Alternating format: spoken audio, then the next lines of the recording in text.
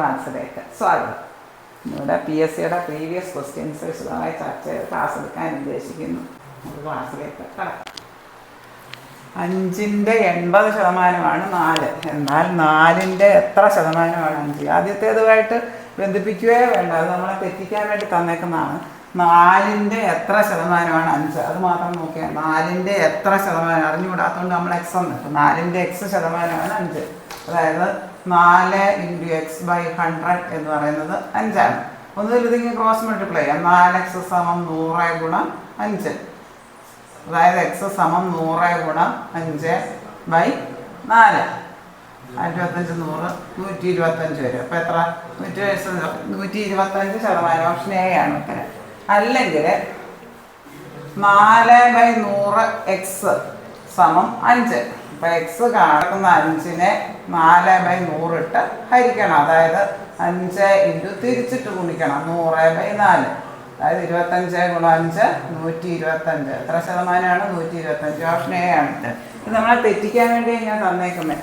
5ൻ്റെ 80% 4. എന്നാൽ 4ൻ്റെ എത്ര ശതമാനമാണ് 5? 4ൻ്റെ എത്ര ശതമാനം എന്നുള്ളത് നമുക്ക് അറിഞ്ഞിടാത്തതുകൊണ്ട് x ശതമാനം = 5. 4 × x/100 5. 4x ഇത് ക്രോസ് മൾട്ടിപ്ലൈ ചെയ്തെടുക്കാം. 100 × 5. 4x = 100 × 5. x = 100 × 5. കൂടെ കിടക്കുന്ന 4 വെച്ച് ഇരിക്കുക. അപ്പോൾ 125. ഓപ്ഷൻ എ ആണ്. ഇത് വേറെ രീതിയിലും ചെയ്യാം. 4/100x = 5. x = 5 കൂടെ കിടക്കുന്ന 4/100 ഇട്ട് ഹരിക്കുക. അതായത് 5 × തിരിച്ചിട്ട് ഗുണിക്കുക. 4/100 ഇട്ട് ഹരിക്കുക എന്ന് പറഞ്ഞാൽ 5 × 100/4 തിരിച്ചിട്ട് ഗുണിക്കുക. അതായത് 4 കട്ട് ചെയ്യും. 25 × 5. അതായത് 125%. ഓപ്ഷൻ എ ആണ്. ഓക്കെ. 5ൽ 4നെ ശതമാനമാക്കി എങ്ങനെ എഴുതാം? ഒരു ഭിന്നസംഖ്യയെ ശതമാനമാക്കാൻ പറഞ്ഞാൽ 100 ഇട്ട് ഗുണിച്ചാൽ മതി. ദശാംശ സംഖ്യ അതിനെ ശതമാനമാക്കാൻ പറഞ്ഞാൽ 100 ഇട്ട് ഗുണിച്ചാൽ മതി. അത് ഓർത്തിരിക്കുക. ഭിന്നസംഖ്യയോ ദശാംശ സംഖ്യയോ ശതമാനമാക്കാൻ പറഞ്ഞാൽ ആ തന്നിരിക്കുന്നതിനെ 100 ഇട്ട് ഗുണിക്കുക. അതായത് 4/5 × 100. അതായത് 20 × 4 80%. ഓപ്ഷൻ സി ആണ് ഉത്തരം. ഭിന്നസംഖ്യ ശതമാനമാക്കാൻ പറഞ്ഞാൽ തന്നിരിക്കുന്ന ഭിന്നസംഖ്യ ആകെ 5ൽ 4 ഉണ്ട്. ആകെ 5ൽ 4 × 100. അതായത് 5ൽ 4 × 100 20 × 4 80%. ഓപ്ഷൻ സി ആണ് ഉത്തരം.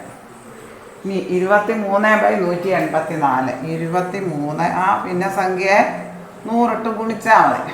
അപ്പോൾ ഇവിടെ 4 വെച്ച് ഹരിക്കുക. ഇവിടെ 100 4ൻ്റെ മൾട്ടിപ്പിളാണ്. ഇവിടെ 84 4 വെച്ച് ഹരിക്കാൻ പറ്റും. അപ്പോൾ 4 × 8 21 4 86. അപ്പോൾ 4 വെച്ച് കട്ട് ചെയ്യുക. 25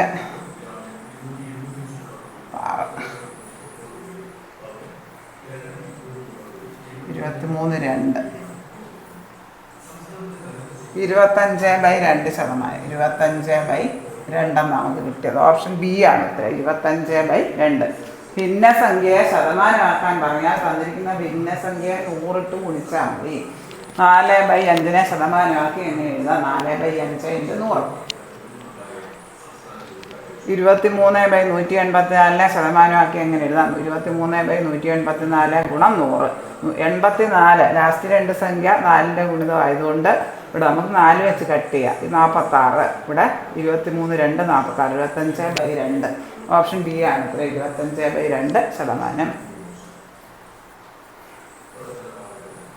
ഭിന്നസംഖ്യയോ ദശാംശ സംഖ്യയോ ശതമാനമാക്കാൻ പറഞ്ഞു കഴിഞ്ഞാൽ തന്നിരിക്കുന്ന സംഖ്യയെ 100 ഇട്ട് ഗുണിച്ചാൽ മതി. തന്നിരിക്കുന്ന ദശാംശ സംഖ്യയെ 100 ഇട്ട് ഗുണിച്ചാൽ അതിൻ്റെ ശതമാനം എത്രയാണെന്ന് കിട്ടും. തന്നിരിക്കുന്ന ഭിന്നസംഖ്യയെ 100 ഇട്ട് ഗുണിച്ചാൽ അതിൻ്റെ ശതമാനം എത്രയാണെന്ന് കിട്ടും. ഭിന്നസംഖ്യയോ ദശാംശ സംഖ്യയോ ശതമാനമാക്കാൻ പറഞ്ഞാൽ 100 ഇട്ട് ഗുണിച്ചാൽ മതി. ഒരാളുടെ ശമ്പളം 30% വർദ്ധിപ്പിച്ചതിന് ശേഷം 30% കുറഞ്ഞു. അങ്ങനെയാണെങ്കിൽ അയാളുടെ ശമ്പളത്തിൽ വന്ന മാറ്റം മാറ്റം എന്ത് എന്നാണ് ചോദിച്ചേക്കുന്നത്. അപ്പോൾ നമുക്ക് ഇത് തന്നെ എടുക്കാം. ഒരു സാധനത്തിൻ്റെ വില x% വർദ്ധിപ്പിച്ച് x% കുറച്ചാൽ കുറവ് അല്ലെങ്കിൽ നഷ്ടം എന്ന് പറയുന്നത് x²/100%. ഇവിടെ ശമ്പളമാണെന്നുള്ള വ്യത്യാസമേ ഉള്ളൂ. ശമ്പളം 30% വർദ്ധിപ്പിച്ചു, 30% കുറഞ്ഞു. ശമ്പളത്തിൽ വരുന്ന മാറ്റം കാണാൻ എന്ത് ചെയ്താൽ മതി? കുറവ് കാണാൻ, കുറവല്ല നഷ്ടം കാണാൻ എന്ത് ചെയ്താൽ മതി?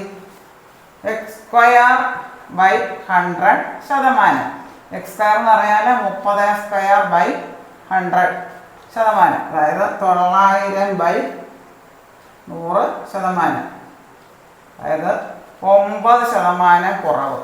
ഓപ്ഷൻ ബി ആണ് 9% കുറവ്. ഒരാളുടെ ശമ്പളം 30% വർദ്ധിപ്പിച്ചതിന് ശേഷം 30% കുറഞ്ഞു. ഇപ്പോൾ അയാളുടെ ശമ്പളത്തിൽ വരുന്ന മാറ്റം ഇത് തന്നെ നോക്കിയാൽ ഒരു സാധനത്തിൻ്റെ വില X% വർദ്ധിപ്പിച്ച് X% കുറച്ചാൽ ഇതിന് വരുന്ന മാറ്റം നഷ്ടം അതെ കുറവെന്ന് പറയുന്നത് x²/100%. അത് തന്നെ ആ മെത്തേഡ് തന്നെയാണ് ഇവിടെയും ചെയ്യേണ്ടത്. ഒരാളുടെ ശമ്പളം 30% വർദ്ധിപ്പിച്ചതിന് ശേഷം 30% കുറച്ചു. അങ്ങനെയാണെങ്കിൽ അയാളുടെ ശമ്പളത്തിൽ വരുന്ന മാറ്റം എന്താണ്? കുറവാണ് വരുന്നത്. അതായത് കുറവാണ് വരുന്നത്. വിലയാണ് നഷ്ടം വരും. ഇത് കുറവാണ് വരുന്നത്. അതായത് x²/100%. ഈ മെത്തേഡ് തന്നെ ചെയ്താൽ മതി. 30x²/100 അതായത് 900/100%. അതായത് 9% കുറവാണ്. ഓപ്ഷൻ ബി ആണ്. ഇവിടെ വെരി ഇമ്പോർട്ടൻറ്റ് ഷോർട്ട് കട്ടാണ്. ഒരു സാധനത്തിൻ്റെ വില X% വർദ്ധിപ്പിച്ച് X% കുറച്ചാൽ കുറവ് അല്ലെങ്കിൽ നഷ്ടം എന്ന് പറയുന്നത് x²/100% ആയിരിക്കും. അത് മനസ്സിലാക്കി വെക്കുക. ഈ ഫോർമുല ഈ ഷോർട്ട് കട്ട് മെത്തേഡ് ഓർത്താൽ എളുപ്പമാണ്. ഒരു കച്ചവടക്കാരൻ ഒരു സാധനത്തിൻ്റെ വില 10% വർദ്ധിപ്പിച്ച് 10% കുറയ്ക്കുന്നു. അങ്ങനെയാണ് ഡിസ്കൗണ്ടിൽ വിൽക്കുന്നു. അങ്ങനെയാണ് വിലയിലുള്ള മാറ്റം എന്തെന്ന ചോദ്യം. 10% ലാഭം 10% നഷ്ടം, 1% ലാഭം 1% നഷ്ടം. നഷ്ടം അല്ലെങ്കിൽ കുറവാണെന്നുള്ളത് x²/100 എന്നുള്ള ഫോർമുല വെച്ചാൽ മതി. x²/100%. അതായത് 10x²/100. 10x² എന്ന് പറയാൻ 100/100 അതായത് 1% നഷ്ടം. ഓപ്ഷൻ ബി ആണ് ഉത്തരം. ഈ കാര്യം ഓർത്തിരുന്നത് നമുക്ക് വളരെ പെട്ടെന്ന് ചെയ്യാൻ പറ്റും. ഒരു കച്ചവടക്കാരൻ അല്ലെ ഒരു സാധനത്തിൻ്റെ വില X% വർദ്ധിപ്പിച്ച് X% കുറയും. അങ്ങനെയാണെങ്കിൽ നഷ്ടം അല്ലെങ്കിൽ കുറവ് അല്ലെല്ല മാറ്റം എന്ന് പറയുന്നത് x²/100% ആയിരിക്കും. ഇവിടെ കച്ചവടക്കാരൻ ഒരു സാധനത്തിൻ്റെ വില 10% വർദ്ധിപ്പിച്ച് 10% ഡിസ്കൗണ്ടിൽ വിൽക്കുന്നു. വിലയിലുള്ള മാറ്റം എന്ന് പറഞ്ഞാൽ x²/100% നഷ്ടം 1%. 10x²/100 100/100 അതായത് 1% നഷ്ടം. ഓപ്ഷൻ ബി ആണ് കാര്യം. വളരെ ഇമ്പോർട്ടൻ്റ് ആയിട്ടുള്ള ഷോർട്ട് കട്ടാണ്. വെരി ഇമ്പോർട്ടൻ്റ് ആണ്.